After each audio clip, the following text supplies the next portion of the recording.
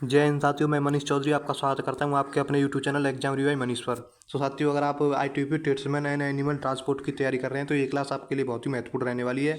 तो ये practice set कराने वाले हैं हम GK जीएस का। ये प्रैक्टिस सेट नंबर 2 रहने वाला है। और साथियों, जो आपके एग्जाम में प्रीवियस ईयर एग्जाम में पूछे गए हैं वो क्वेश्चन को हम लेकर के आए हैं और ये आपके बहुत ही महत्वपूर्ण रहने वाले हैं। तो सभी साथी क्लास को लाइक करें और ज़्यादा से ज़्यादा शेयर करें।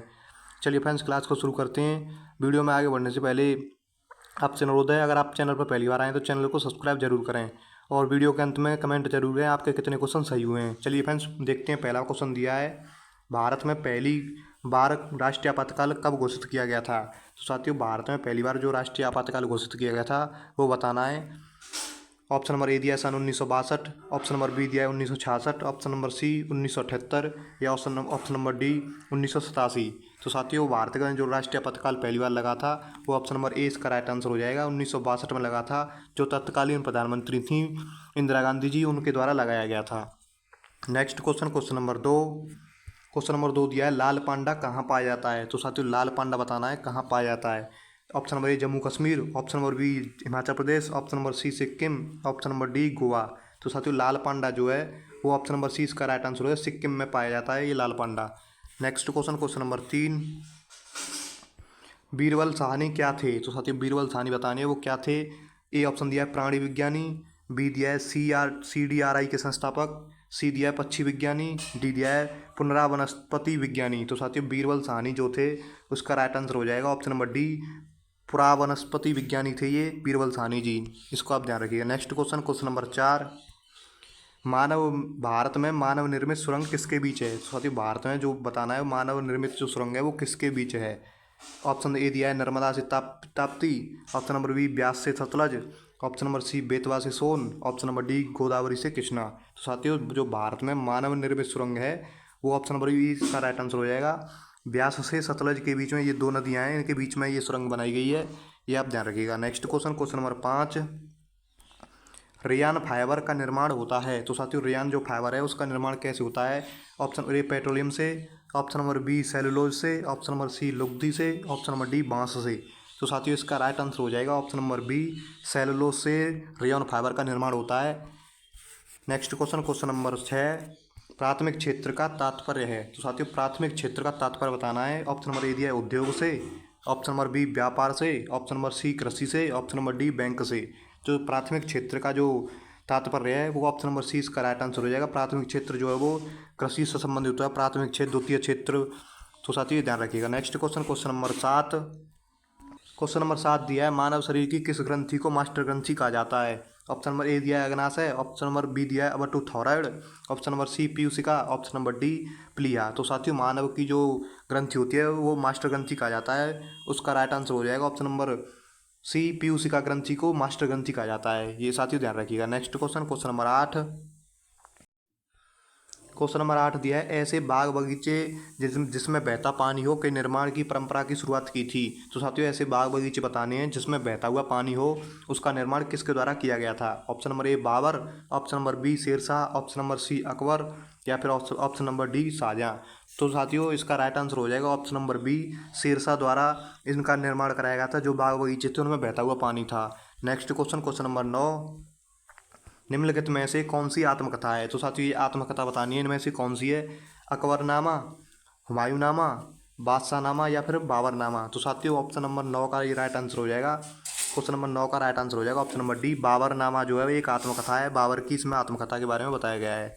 नेक्स्ट क्वेश्चन, क्वेश्चन नंबर 10, निम्नलिखित में से कौन सा स्थान विजयनगर साम्राज्य में गलीचा निर्माण के लिए प्रसिद्ध था? तो साथियों, जो विजयनगर साम्राज्य था उसमें गलीचा निर्माण के लिए प्रसिद्ध कौन सा था वो बताना है। ऑप्शन ए दिया है Pulicat, option number B Vijayanagar, option number C Calicut या फिर ऑप्शन नंबर डी वारंगल। तो इसका राइट आंसर हो जाएगा ऑप्शन नंबर सी, कालीकट जो है वो विजयनगर साम्राज्य में गलीचा निर्माण के लिए प्रसिद्ध था। नेक्स्ट क्वेश्चन साथियों, टेलीग्राम चैनल का लिंक डिस्क्रिप्शन में दिया गया है। अगर लिंक काम नहीं करता है तो डायरेक्ट आप टेलीग्राम पर सर्च कीजिए एग्जाम रिवाइज मनीष। तो साथियों, हमारे चैनल का लोगो आएगा, आप इसको ज्वाइन कीजिए और PDF भी हम यहीं पर प्रोवाइड कराते हैं। चलिए फ्रेंड्स, आगे बढ़ते हैं। नेक्स्ट क्वेश्चन देखते हैं। क्वेश्चन नंबर 11 दिया है, साइटोलॉजी है। तो साथियों, साइटोलॉजी क्या है ये बताना है। जीवाणुओं का अध्ययन या फिर फसलों का अध्ययन, ऑप्शन नंबर सी है कोशिकाओं का अध्ययन या जनसंख्या का अध्ययन। तो साइटोलॉजी जो है वो कोशिकाओं का अध्ययन कहलाता है साथियों, ये सेल्स का अध्ययन किया जाता है इसमें साइटोलॉजी में। नेक्स्ट क्वेश्चन, क्वेश्चन नंबर 12 है कवक को पोषण कहाँ से मिलता है। तो साथियों जो कवक होते हैं उनको पोषण कहाँ से मिलता है ये पूछा गया है। ऑप्शन नंबर ए जैविक खाद से, ऑप्शन नंबर बी मृत और क्षय हो रहे जैव पदार्थों से, ऑप्शन नंबर सी दिया है जीवित जीवों और कीड़ों से, ऑप्शन नंबर डी ग्लूकोज से। तो साथियों जो कवकों का पोषण मिलता है वो मिलता है ऑप्शन नंबर बी मृत और क्षय हो रहे जैव पदार्थों से, इसका राइट आंसर हो जाएगा। Next question, question number 13। Question number 13 में दिया है निम्नलिखित समूहों में से मनुष्य किससे संबंधित है। तो साथियों मनुष्य को संबंधित बताना है। Option number A homo sapiens, option number B rana tigrina, option number C felis domestica, option number D canis familiaris. तो साथियों इसका राइट आंसर हो जाएगा ऑप्शन नंबर ए, जो मानव है वो होमो सेपियंस से संबंधित है, इसका राइट आंसर हो जाएगा। Next question, question number 14। निम्नलिखित में से कोशिका सेल का पावर हाउस कहते हैं। तो साथियों कोशिका का पावर हाउस किसे कहते हैं ये पूछा गया है। Option number A Golgi bodies, option number B ribosome, option number E centrosome, option number D दिया है माइटोकॉन्ड्रिया। तो साथियों इसका राइट आंसर हो जाएगा उसको कोशिका की पावर हाउस कहा जाता है, उसको माइटोकॉन्ड्रिया को कहा जाता है कोशिका का power house. Next question, question number 15।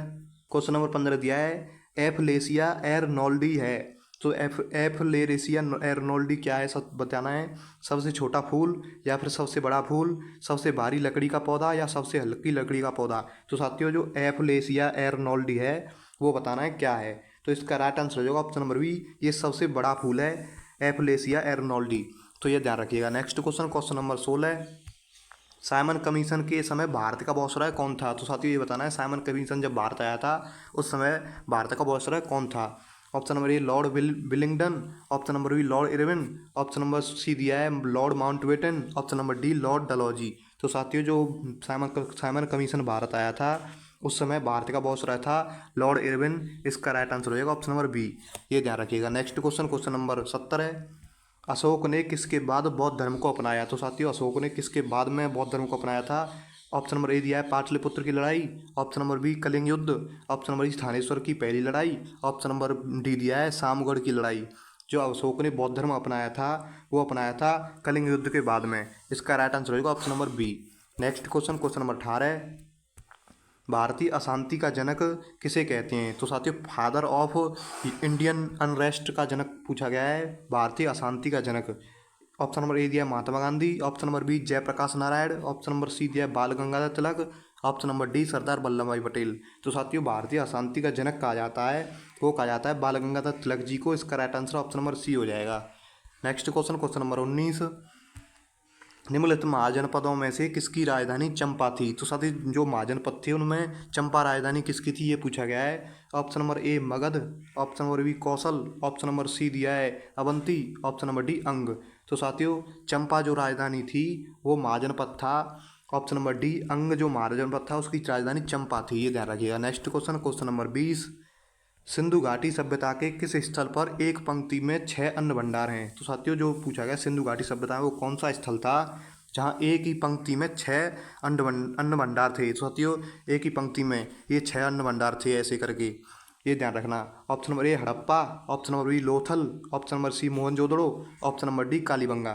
तो साथियों जो सिंधु घाटी सभ्यता में स्थल था जिसमें 6 अन्न भंडार थे उसका राइट आंसर हो जाएगा ऑप्शन नंबर ए, वो हड़प्पा सभ्यता में थे, ये ध्यान रखिएगा।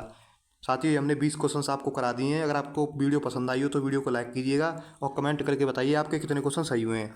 और एक क्वेश्चन साथियों हम आपके लिए ये होमवर्क देते हैं, आपको इसको कमेंट बॉक्स में ज़रूर बताना है। मिशन चंद्रयान 3 को कब लॉन्च किया गया था ये आपको कमेंट बॉक्स में बताना है। साथ ही कमेंट करके ज़रूर बताएं। साथ ही साथ ये PDF हम टेलीग्राम पर अपलोड कर देंगे।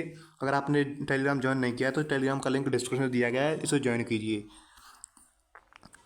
तो चलिए फ्रेंड्स मिलते हैं नेक्स्ट वीडियो में, तब तक के लिए जय हिंद जय भारत।